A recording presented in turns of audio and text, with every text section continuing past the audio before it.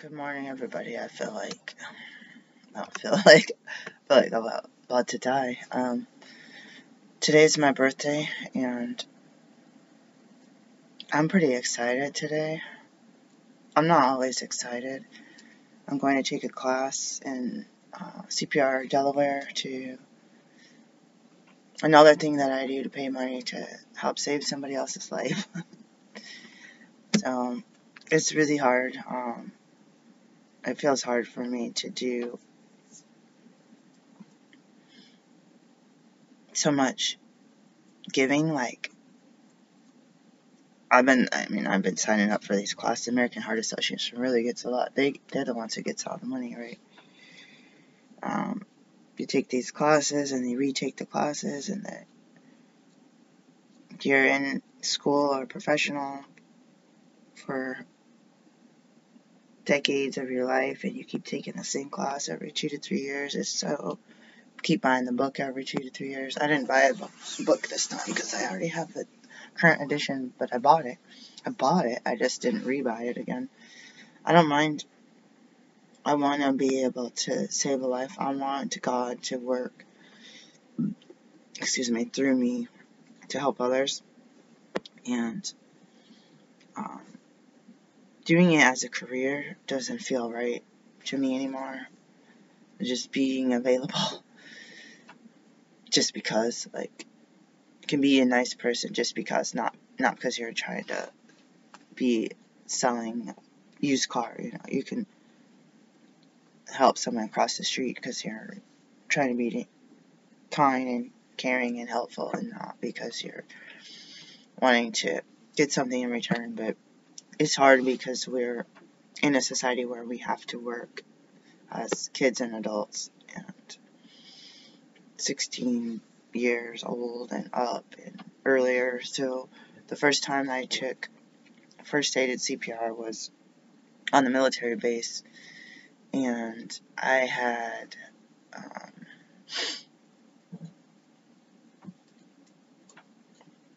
I feel like I had a separate class for babysitter on base, and I wanted to work so bad, and my mom had me take this babysitter course. I wonder what building I was in. So I remember there was a big wooden indoor phone booth. There's places to sit around it, and there's a big door with wood and glass, and it had an old landline, and I definitely remember that because that was cool. I took this babysitting class, and my mom wouldn't let me babysit until I had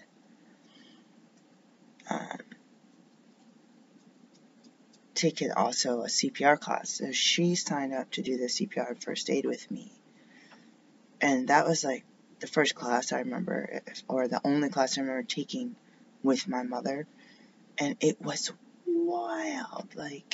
I love medicine and saving people, and I want to be in Nepal and do mountain medicine. I was online for years for Portland, Oregon, Mount Hood rescue, whatever, mountaineer rescue teams, and they all were volunteer positions.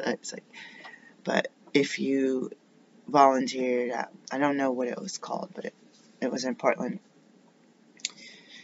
If you didn't have experience mountain climbing, you couldn't work outside. You had to be dispatched. So, and it was quite a few hours a month. I'm not even sure. I feel like you had to go in to be kind of like a 911 operator. I feel like you had to go into their building. I don't think you could do it remotely, maybe. But I didn't do it because there's too much school and work, and I would have liked to be available as a team member on call, like I am for Maryland Response Corps, Medical Response Corps. I would like to be a team, but I need to go from being a person who continuously takes CPR and first aid classes and self-teaches in rescue medicine and environmental and survivalism, and then with my skills as a doctor who's gone to medical school for so many years, and then midwifery, naturopathic midwifery.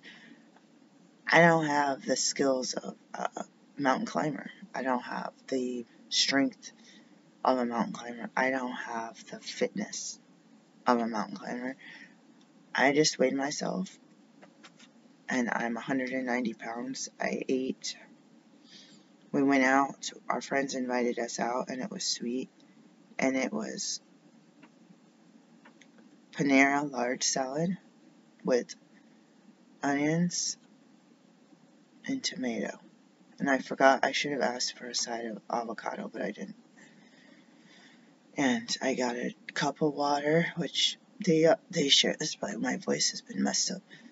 They share it with like some raspberry drink. It's like, I want a water spigot at a restaurant that's just for water. So I hope they didn't charge for the water. And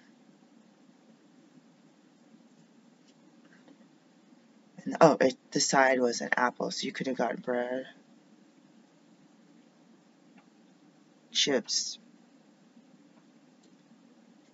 or apple. So I got an apple, so I ate half the apple.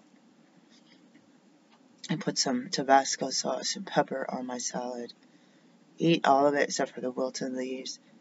And then I ate a bunch of seeds with pumpkin seeds with condiments and nut butter because I was hungry, and I ate like a half a granola bar on the way there because my stomach had been growling for hours before I went. And I know what happens when I eat salad with no protein or anything. It's like I'm just hungry and feels like I just chugged a big bottle of water, you know. So I'm happy. I've been wanting to do this. I've been wanting to do this for 3 years or whatever, to go to Panera. And I was like, oh no, did they have a birthday? I have a Panera card, but I never registered it because I got it, the club card, I think right before I had the COVID shutdowns, and we had one vehicle. Even though he technically had like 2, and technically had like 3 vehicles, but we had one, and he needed to see his family. The night I used to have Al-Anon here that my partner found, I had a nervous breakdown because of the tension with being with my boyfriend and dealing with his personality and living in a 1-room garage.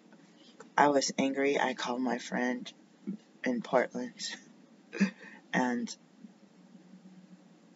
I forgot to visit her this summer. I don't know if she was even around. I think she was traveling. Also, anyways, he heard some of the conversation, I guess, and when he got off the phone, he got me off the phone to be like, because I was not feeling like I wanted to be here with him, and he said, there's a meeting starting, like, in 5 minutes, let's go. And he just looked for a meeting, and I walked in, and it was Al-Anon. And I didn't know that there was also AA across the hall at the same time. And because I think I sent him in there to do, I don't know if I went to that one yet, or before, but I've seen couples do that where one goes to Al-Anon, one goes to AA. You get to drive together and meet up at the end. Everybody's all smiling and chattering and stuff, you know. But I haven't been to that meeting. You know, one reason I haven't been to these meetings is because I'm so fat. I was like so thin when I started, and I gained weight during the first dating spell, and then I gained a ton of weight. And I said, I should have eaten a big, you know, maybe like I could have eaten a big bready thing with chips and soda and mayonnaise and a heated sandwich with cheese melted on the meat. I would have probably weighed less than 190 pounds. That's like my weight just skyrockets, and I'm not at a deficit either.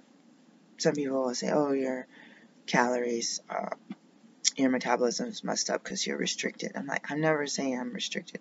They assume that if you eat a salad every day that you're restricting your diet. There's something called olive oil and pumpkin seeds and almonds and raisins even, like, or fruit or some blueberries on your salad, you know what I mean? There's something called, I'm not just eating air and water, folks, come on. Like, so, oh, I did a COVID test yesterday. It's over there, it's negative. It's actually from 2020. So we're cleaning some stuff up, and I didn't even order the new test. I feel like I could. Let's do it. I was like, I feel like I could. I kept thinking I had COVID. These test kits are expired, so I don't know.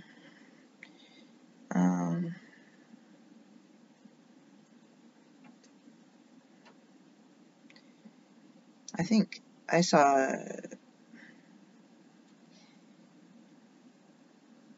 a headline that said, does your test look like it's expired? I was like, are they just sending out the same test that they already sent out? So beginning September 25th, today's the 13th.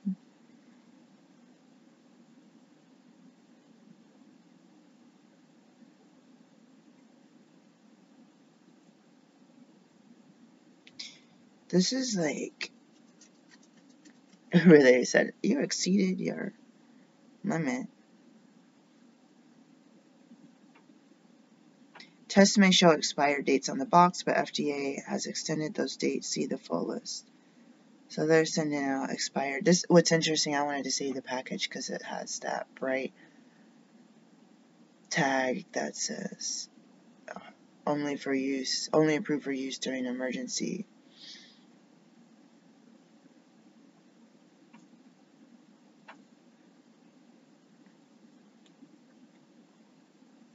So my second cousin sent me a text really early this morning wishing me happy birthday, and there's somebody doing work right here. I could see their reflection. They're doing scraping, and it was really loud at 7, right just after 7, maybe 7:14, and I was like, ugh. And then when I got woke up by the sounds, and someone's running a blower out there, a leaf blower,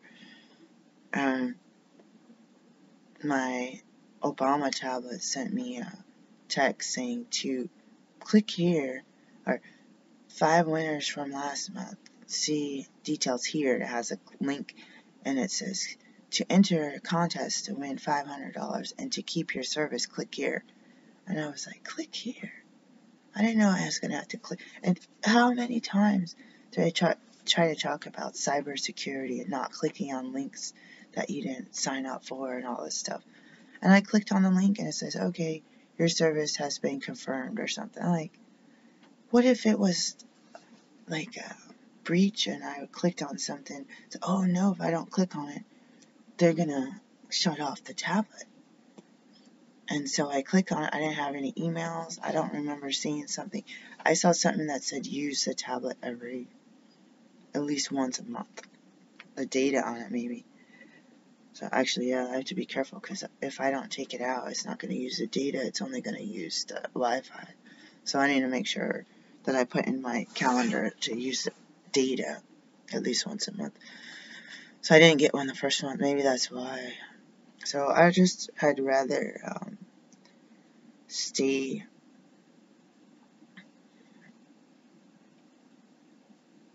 home all week and do work, and I've been having panic attacks and nervous and not feeling right, and since last week, having my voice disappear, and I feel like, I'm doing the tea with honey in the morning and it's straightening up, but I don't know why I'm so reactive to, I know I'm reactive to a lot of things, and I've been taking another supplement that I like a multi with some herbs. I know it has corn in it. I have another one that looks like it has no fillers or very little fillers, and that I appreciate that company. So I was facepalming myself for not using that company for myself or my patients. I have wholesale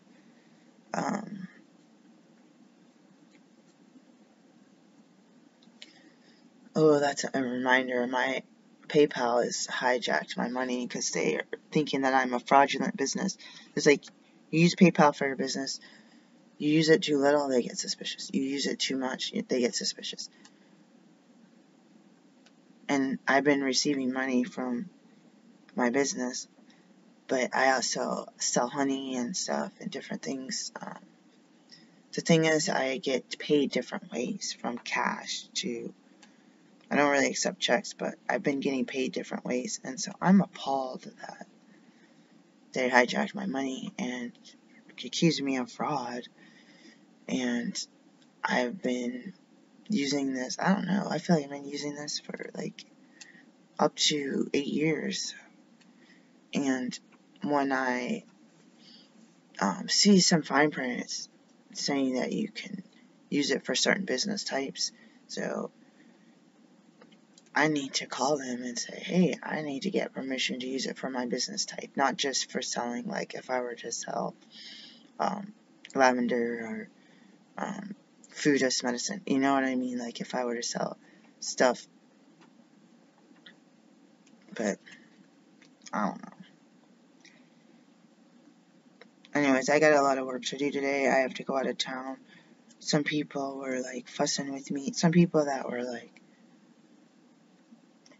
oh, you know, I pretty much archived them for my business, and now they come out of the woodwork and are like, we have all these time sensitive things that you need to do for us, like, oh, but you know what, I'll do it. It's just, I got 2 conferences tomorrow. I got a class, a 3.5-hour class in another state tonight, and they're doing street medicine this afternoon at 2,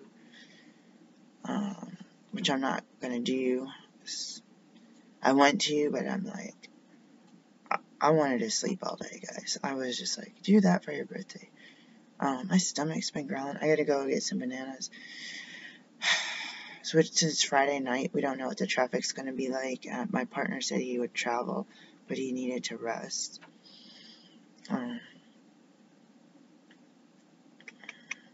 And I originally thought I would just drive myself, and even still since Sunday when I went to the museum, my ankle, mostly like my leg around my ankle is hurting so bad. And I know that that's what happens when I do a lot of walking or a lot of driving or both, or even traveling.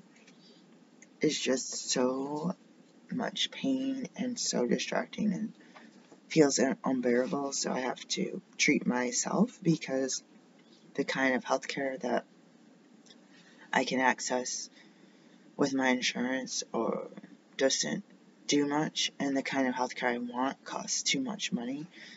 So I have to get through the chronic pain and the other mental, emotional, and developmental disabilities to get my work done.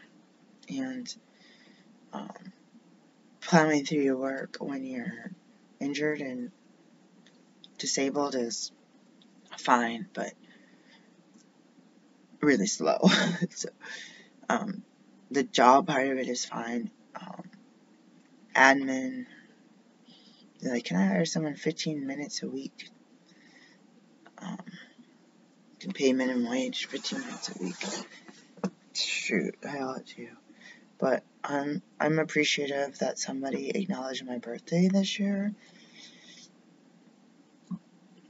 And yesterday, 2 days ago, I had a phone call that I missed because I had some other appointments or whatever, and I forgot about it. And I checked my messages, and it was a cold call from a parent that was looking for a DNA match of their child, and it was me that was the person that had the darker skin, and everybody else in the match was white that they could see.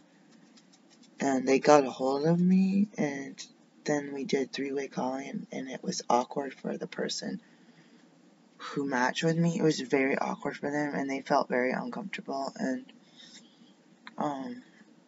didn't really want to talk to me at all. They're like, one way or another, nice to meet you. So, and I have, I think the biggest match I have is it around 5% on my heritage DNA, and this one was like 0.6, 0.5 or 0.6. So when I think about that and think about the people from this area of the country, that so many have died, and anything they had information went to the grave with them, and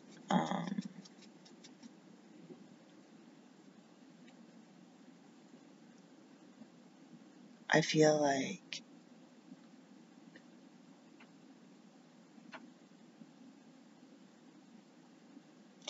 there's one clue for this person, like, oh, I could be related or whatever, but to one of my relatives, but this person described somebody in one state, and I met this person in the state not too far from there, but our common ancestors are from this one state, at least for the modern time, like from something in the 19 teens to above that from my mom's side. But my dad's side, I feel like in the 1800s they were in Kentucky and then moved, because it's my dad's, everything's from Virginia, and it's like Virginia. I can only see back into the mid to late 1800s. I can't see many generations. And I named my mom's, not by blood, uncle that was born in the 1800s. I knew him personally in the 1980s. So he was, or yeah, I think I knew him in the 90s. So he was over 100. Okay. So I know people whose parents were highly likely, if it's not their parents, their direct grandparents were highly likely enslaved persons. So I don't know. Oh, my great grandma was probably born in the 1800s. Let me think. Let me go get my tea. Oh yeah, so I did get myself a lemonade. I didn't get any bananas last time. My partner was saying something about getting bananas, but I was like, aren't we supposed to be resting? Like, we had a busy day. I'm grateful today. I'm usually really, really depressed starting October, so right after Labor Day to my birthday. Then Halloween and harvest. I spend too much on pumpkins. And it's not like I have a porch where I could set pumpkins out. And I did have a pumpkin on my porch before where my daughter is, and somebody stole it. And I found it in the dumpster all messed up. I wonder if I dumpster dived and grabbed it. I don't afford stuff very well, and so if I might make an effort to buy a pumpkin and put it out on my porch for a month or so and then go harvest the seeds out of it, I get really upset when somebody comes onto my porch and steals my stuff, and I'm tired of it. I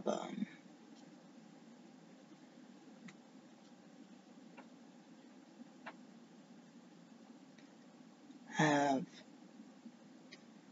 Thanksgiving Christmas, I kind of just flash back to like a memory of Thanksgiving or Christmas. Pulling up, pulling up like I'm pulling up a file folder of pictures, like in my mind, pulling out this memory of the later years of my childhood and early adulthood. There's a formal dining room in the house that's been destroyed. It was a very small formal dining room, but a huge big oak kitchen table with a buffet. And there was another display thing or thing here that had the gold and silverware in it. There was always a bird cage at last. So I had like one bird gumball and then Heckle and Jekyll. So there was a bird cage here, which I loved eating in the room with my birds. Like I was all about, oh, I get to eat in the room with my birds. Like I'm sure my parents didn't care about that. I just love my animals. My family was toxic, so like my little birds meant a lot to me. Full course, like not several courses, but just every course of food on the table with a big meat, a turkey or a ham, and then a dessert, eggnog, water, and eating this big meal with a formally decorated table, whether it's Thanksgiving or Christmas. And I don't remember any early years with my brother having big meals like this. I really don't. I don't at all. Like, I remember some with my grandma from my mom's side. And her and my dad got the ends of the table, the head of the table for being the man or elders. Like, if there was an older man, then would grandma get booted out of that head? They'd put 2 men at the head of the table. But the Bible says, better to take a worse seat and not than to take a better seat and have someone ask you to move. That's not verbatim, but going into the rest of the week, whether it was Thanksgiving or Christmas, would depend on whether there was presents and toys to play with. Leftovers galore, green bean casserole, which I love. I didn't like at first, really. I love now. Actually, I have some green beans on. I've been making my own. Mushrooms with green beans, nut butter, condiments, and then do on the side some onion rings in the dehydrator. That's too much, man. It's good. I froze some green beans before, and I pulled them out and did that, and it was like super soft and mushy. It was almost gross, but it wasn't, because it almost really tasted like cooked food, like not just raw dehydrated food, because the longer it sits in there, then it starts to get crispier or too dry, then it turns into like jerky. You can't bite it. But anyways, it doesn't last that long for me. That's why I weigh 190 pounds. I complain about having a salad for dinner. But it's hard when you know your food's pretty low-cal. Anyways, because protein stuff that anyone eats, a lot of it is going to be higher calorie. But watching Star Wars, watching TV in real time, like cable, but it's like not on demand like we have now, unless we had something going to the VCR, which I don't ever really remember watching stuff in the VCR with my parents. My brother asked me to watch a movie, and we put in Full Metal Jacket, which my dad bought for me because I ordered it I ordered like a movie club for a subscription, and he paid for it. And when that movie came on, it was on the background. My dad came in the room and started yelling at my brother to put this movie off. And I was like, it was my movie that he bought, that my dad bought, that I've already watched.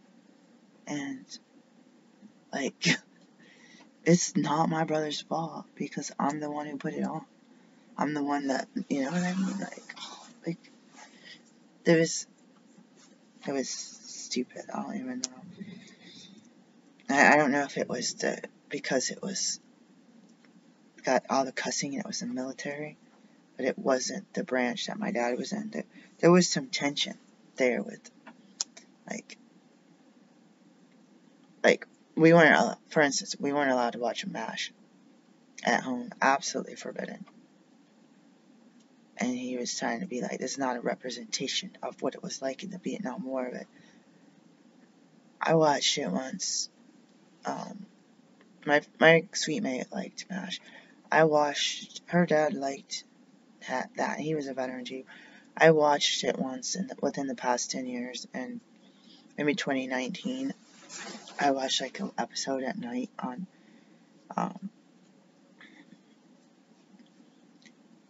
the Antenna TV, like Antenna, not Antenna. Maybe it was Antenna. That was a channel called Antenna, but actually, like, no cable and no subscription. Just watched it live, and it was funny, and I was laughing, and I was like, oh my god, I didn't really know this was a comedy. And I know there was the man who dresses, and I don't know if that's another reason my dad didn't like it, but my friend wasn't allowed to watch the Cosby Show because her dad said that wasn't a representation of what black people are like. They're not professionals and lawyers and doctors living in a big old house, enjoying themselves, well spoken, you know what I mean? Like, then she brought me home. Like, really? Your parents are going to be like, oh, is one of your best friends you're in college? Wow. So,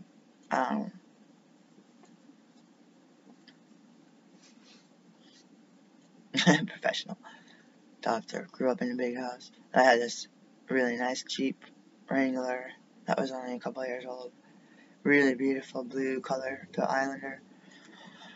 So, remembering the leftovers, and I don't even remember sandwiches, but it sounds like I could have made a turkey sandwich, because I wasn't really allowed to do a lot in the kitchen.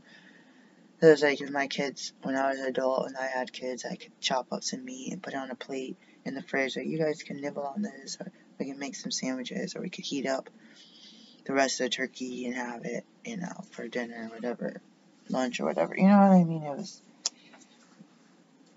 That stuff accessible to my kids.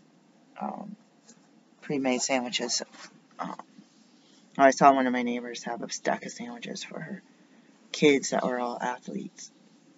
And they could open up the fridge and grab a sandwich. I was like, oh, I never thought of that. Like, to just stack a bunch of pre-made sandwiches on a plate. So I have memories and newer memories, a lot of memories with people that were toxic. And so I had made a mission. So in 2018, I think, 2018 and 19, 2016 through 19 were really big changes in my life. And I had said I did this thing yesterday, so we need to make room for what we need to do and make our own schedule. And I'm not going to be making any promises to people anymore either. Like, I know what I need to do. It's like if you have a big grant proposal project that's deadline today at 5, that's all you're going to finish doing. And when you get that done, you go back to your other stuff. But if you're working till the midnight hour, you need to get that submitted. And whoever's helping you and proofreading it and doing, like, you got to pull up budget stuff and analysis and maybe your bank account statement, your voided checks, all that kind of stuff you got to turn in. It's not that you waited till the last minute. It's like, maybe you just found out about it. Maybe you had to wait for some stuff. Anyways, back to 2018, telling myself that I was going to pull out some good memories of my mom. I don't even know if I said about my dad, but especially my mom, because she was super abusive to me, physically abusive and more. And so people see us as a good family, well educated, prim and proper. I don't know if that's the right term, but everything was done so methodically, and for many years driving around a big old Mercedes-Benz, which my teacher said that people like me don't have Mercedes-Benz and accused me of lying. So, what car do you really have? Because I know we had more than one car in an old truck. So I said we had an old truck. You probably said, oh, okay, she has an old GMC. That's, like, they don't have a Mercedes-Benz. Like, shoot. People mistake that as a peace sign. So, I was doing the Aunt Jemima cookies and Aunt Jemima on the pancake box. Aunt Jemima on the pancake box. It's like, not anymore. I almost saved the last Aunt Jemima thing that we had. I was like, I cannot do it. I really wanted to save it.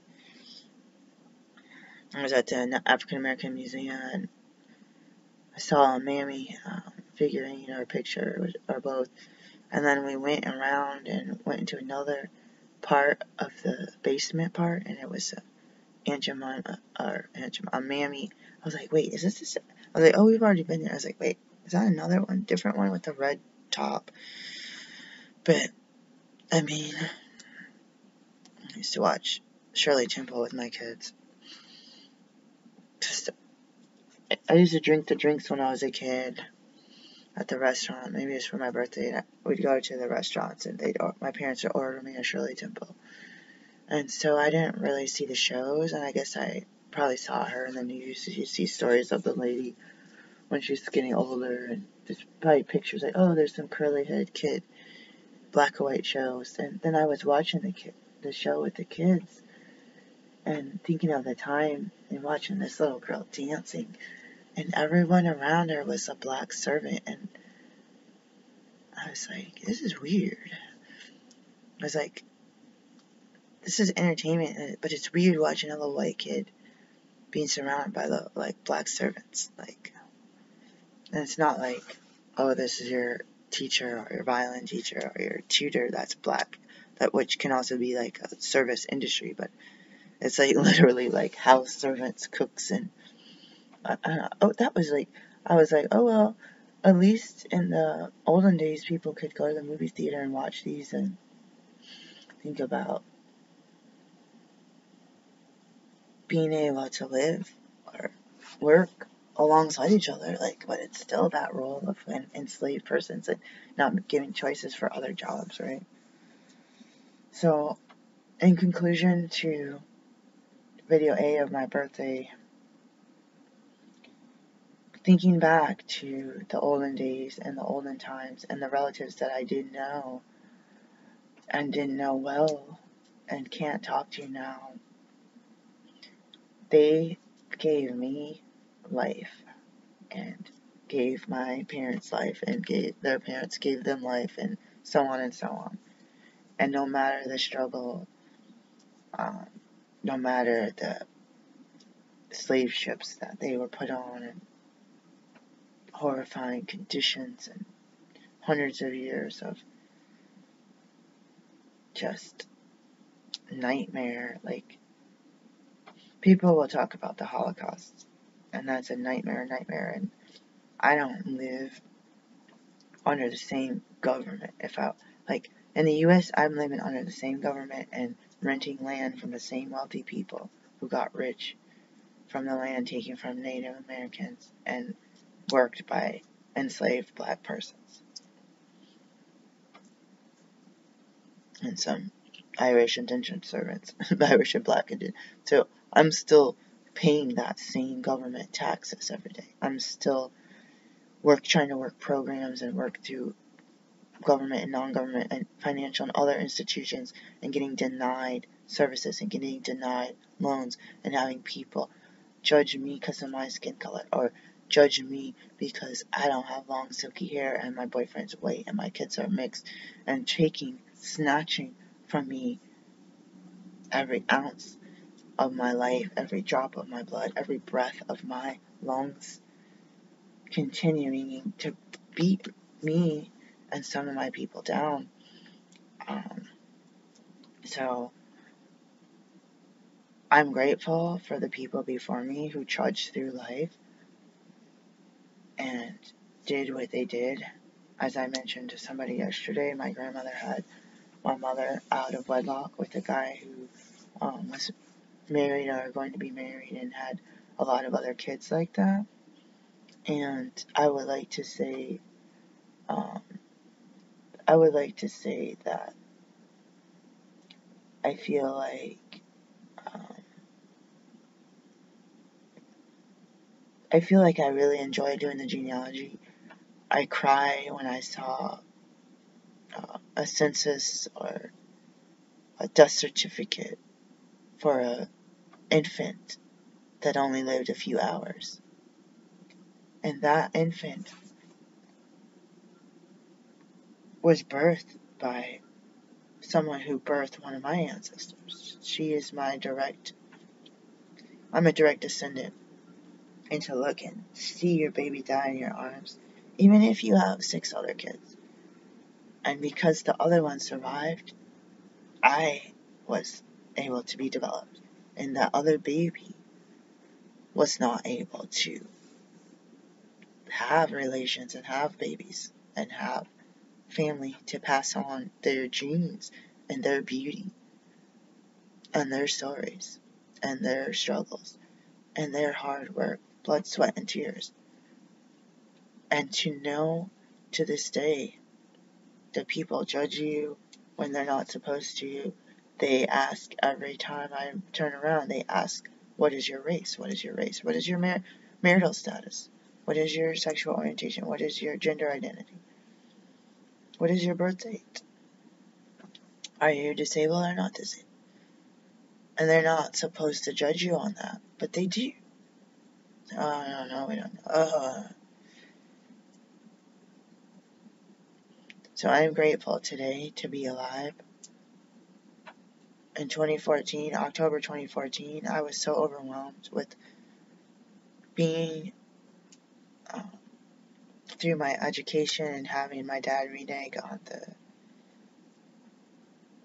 funding for the last part of my education. I would have borrowed money, but the school would refuse to put that they fixed something someone had where it was set up as a 4-year undergrad college and not a grad school. So we can't lend you any money because you already have a bachelor's. That would have been a bank private loan, but when that happened and I was working all these jobs and applying for jobs and being on call 24/7, 365 for 2 years for births, I didn't want to live, and I drove home the back way past Dickinson Park in Portland, and I said, I can't live anymore, God. And soon after that, I got in a car accident where the car was totaled and my body was semi-permanently destroyed, and to this day, and nobody will help me.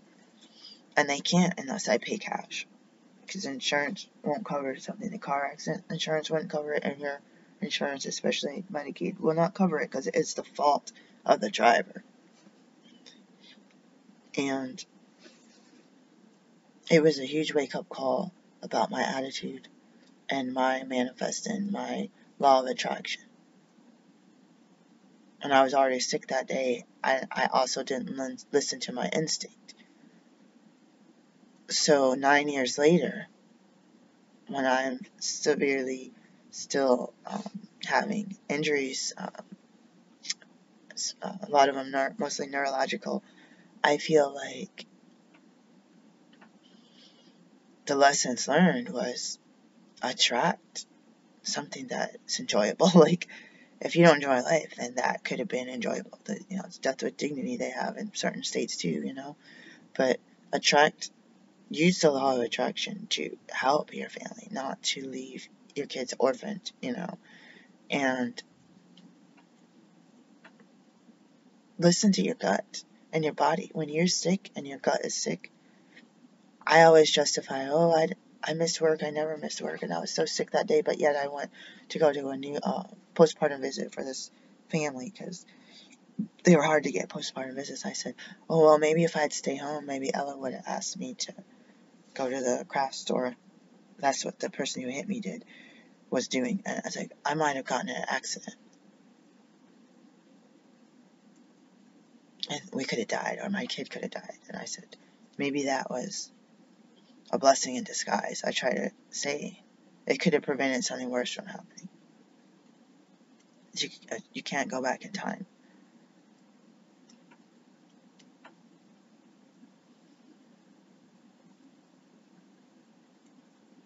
I had midwifery classes right after that, and I was still wearing a neck brace. I was trying to take tests with this neck brace on, and sometimes right now I feel like wearing one in the car because all the force is like just, again, I tell you, I'm semi and permanently damaged, and grateful to be alive, grateful to grumble about it. But it's hard because there's no help. And you had to work, or else you don't get to live inside. And even if you do work, people still live outside. Live in a car, their car repoed, and they have nothing to the ground. You still work until your boss fires you because you're late for work because you don't have a car anymore, or a house to take a shower and brush your teeth. So there's so much achiness, and people see me in my poverty, and white people say, yeah, that's how black people live, and they're dependent on welfare and this and that, but nobody else in my family. College educated or not, most of them are college educated, but the occasional few that aren't are making it, and they're homeowners.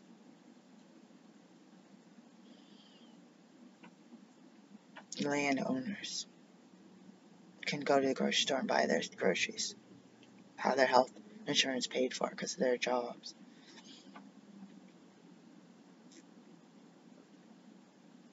So because I'm suffering, because my ex-husband didn't help with my children, didn't set up vegetation, didn't pay child support, it made it even worse.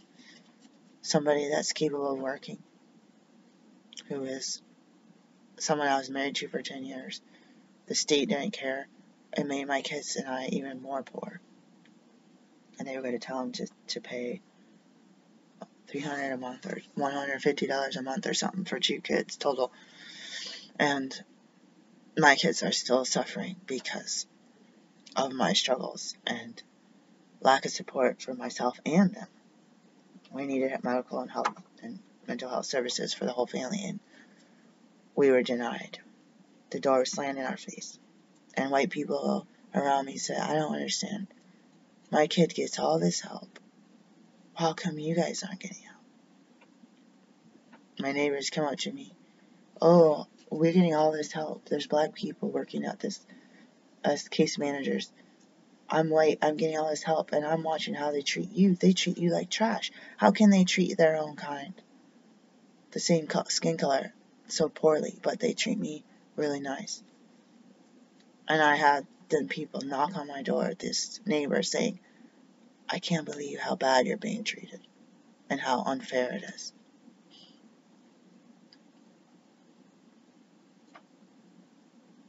And that's why the other day, the video that I put on, you guys was talking about making a new club of like-minded people. I mean, I can imagine a hearth, if that's the right word, like a fireplace room with a bunch of tables and chairs and a beautiful. I looked at Cody London, I should pronounce that Linden. Cody London, look him up, he's a survivalist. I saw some better pictures of his house online last night, and he had this, like, I don't call it burn, but he had like a mud house. It looks like it was partially in the ground, and I can imagine a big window with a beautiful, earthy home out on some land where it's peaceful and quiet. You hear the bugs and the birds, and having a bunch of folks, like-minded folks in there, drinking some fresh spring water and